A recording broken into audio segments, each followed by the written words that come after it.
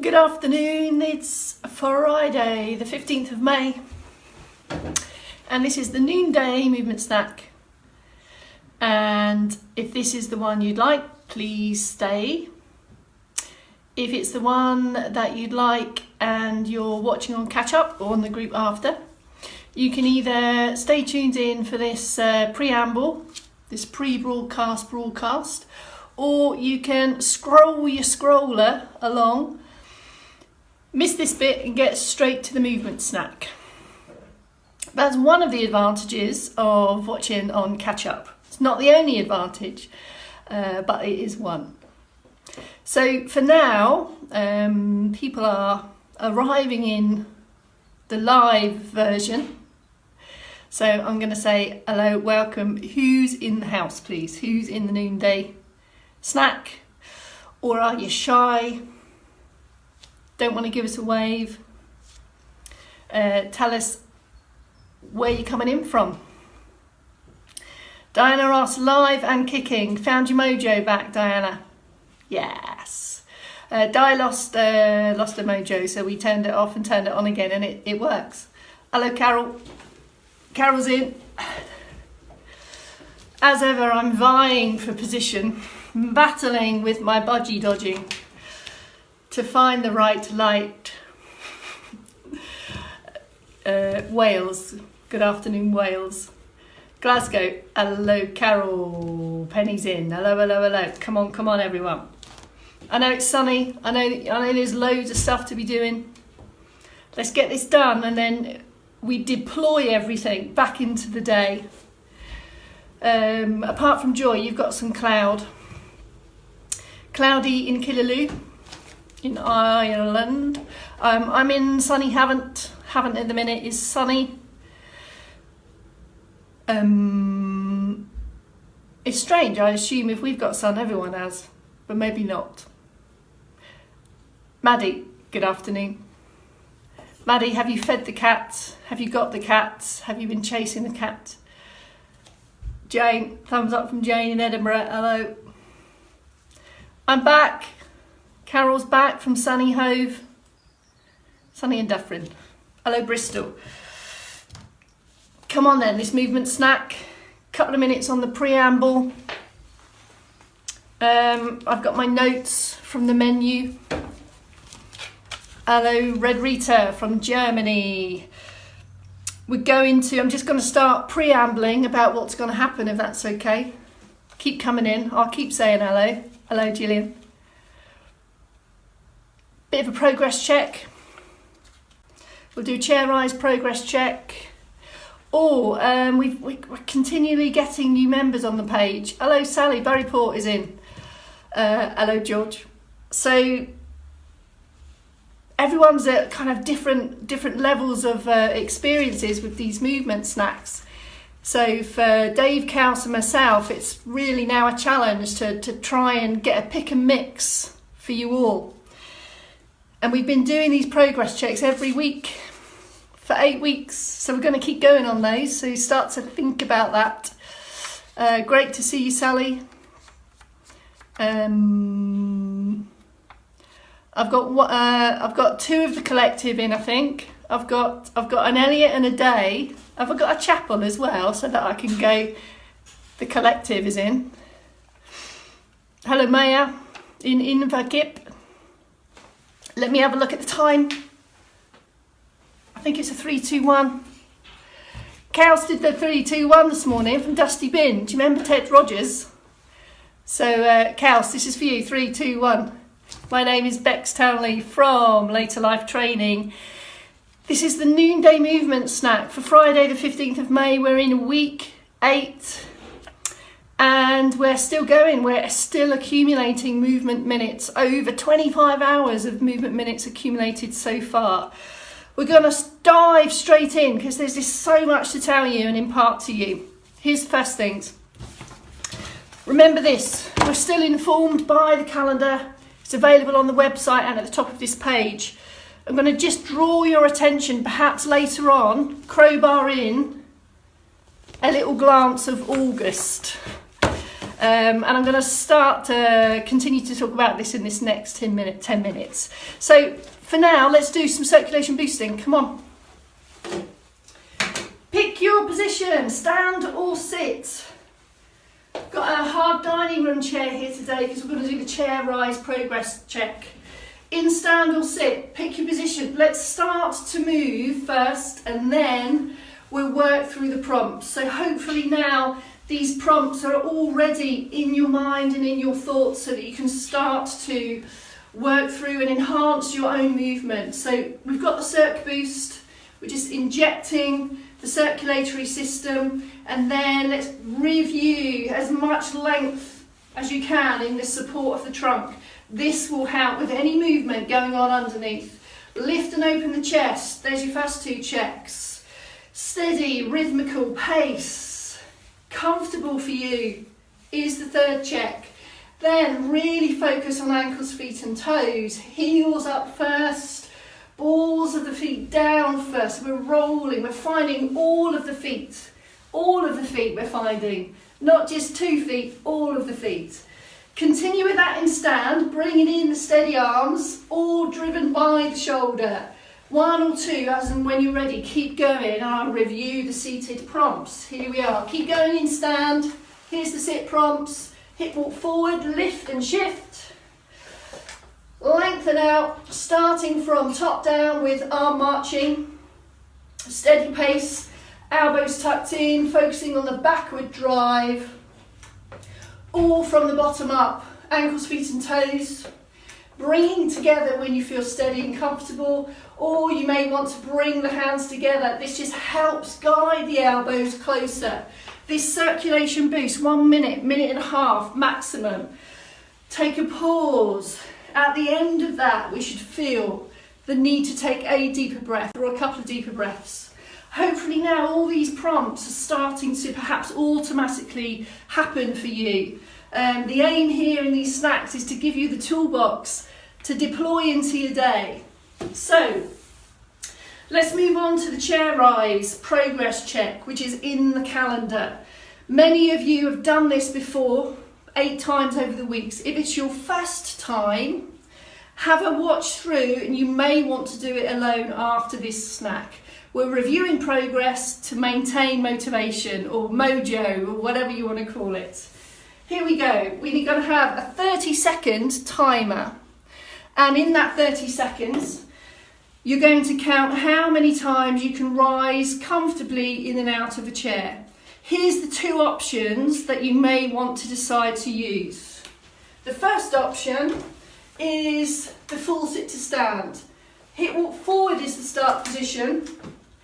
Heels back and down is a critical part of this to stand easier. Power up with a little bit of speed on the way up. Check you can feel the chair on the way down, and we sit with control. So it would look something like this, perhaps. Or you may need to rest longer and go again. So there's that option.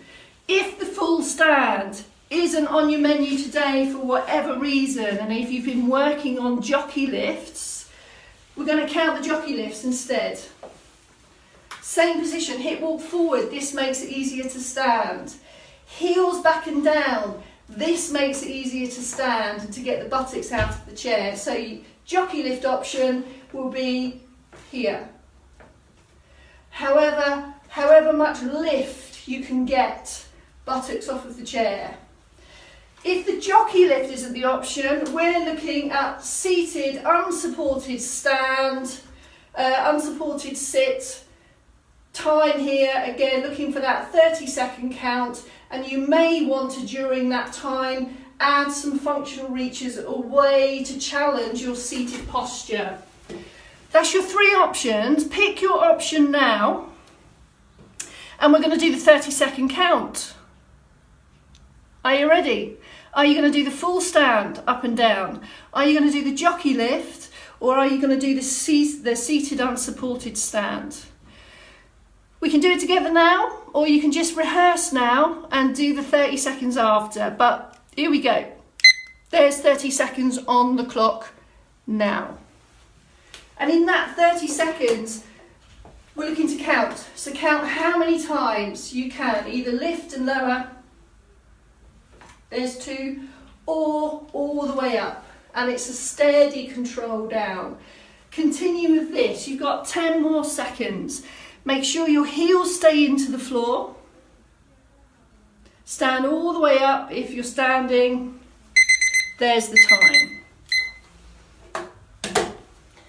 Make a note of that. Jot that down. It may be that you've done it in previous weeks, so we're looking to monitor improvements over time. I'm not asking, I don't need to know what they are, unless you want to share. That would be great for us to read that. That's the first progress check that looks at functional strength in the legs, being able to get out of a chair. Here's the next set, slightly different shift now, is our balance positions. Balance position in stand and some seated options. Have a look. We've got four balance positions that I'm going to invite you to have a go at. And again, have a look now, and you probably want to try later. Have some external support. Rehearse the positions first, and then over time we can start to take the hands away. The first position is the feet side by side but a little bit closer. So there's a little gap between the feet. Here is where all of those posture prompts that Dave Cowse and I have been crowbarring in all the sessions. Lift up taller, lengthen here, open the chest, head is centre. All of these elements contribute to steady stand position. How do you feel in this position? Steady, strong, confident, weight even, aiming for a 10-second count over time, and you can start to bring the hands off out of that support. Once you feel steady, strong and confident for 10 seconds in this position, you can progress. We can chip away at the progress. The next position slightly changes the feet. Have a look. So I take a step forwards position. I'm going to turn sideways as well so you can see this. So here's the first one. So it's a step forward, this position. Same thing again. Weight across both feet. This is important. So lift. The knees are a little bit unlocked. All the length we've been talking about. Feel that. If when you start to bring your hands away, you start to feel a bit wobbly, you want to move that foot, that's what we want. That's success. Success is when you need to step and move. This means good stuff is happening. And really we want the feet to move for us rather than relying on the hands over time. The 4 positions to rehearse with support in the first instance, side by side, slightly step. If that's successful, bring the feet one in front of the other, like on a tightrope.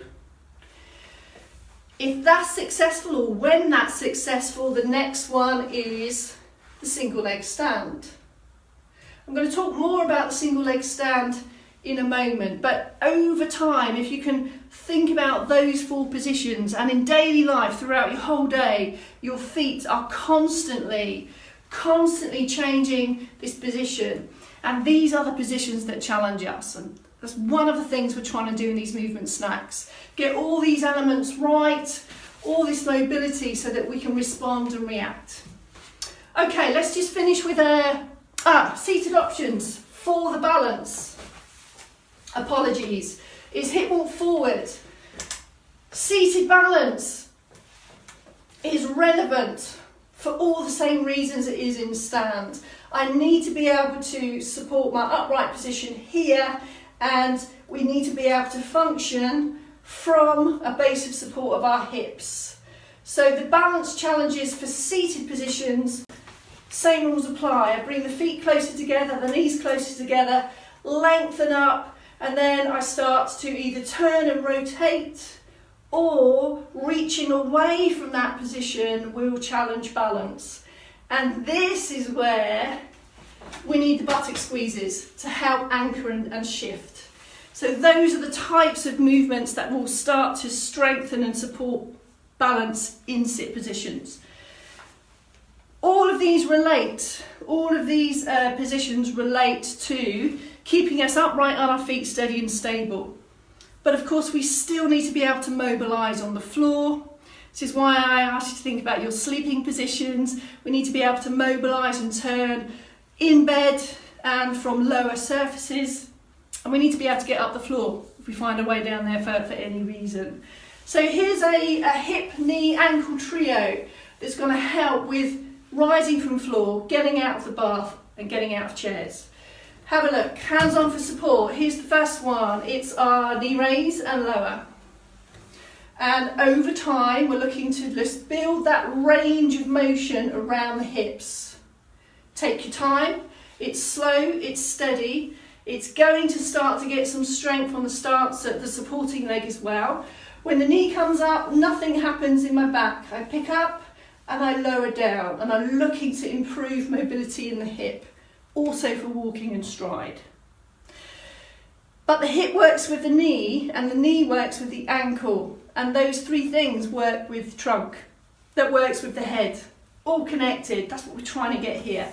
Here's the next one then. So the knee is critical. We need knees to be able to get up from lower levels. For this, we're going to take the foot slightly back, pick up the heel, and place it down again.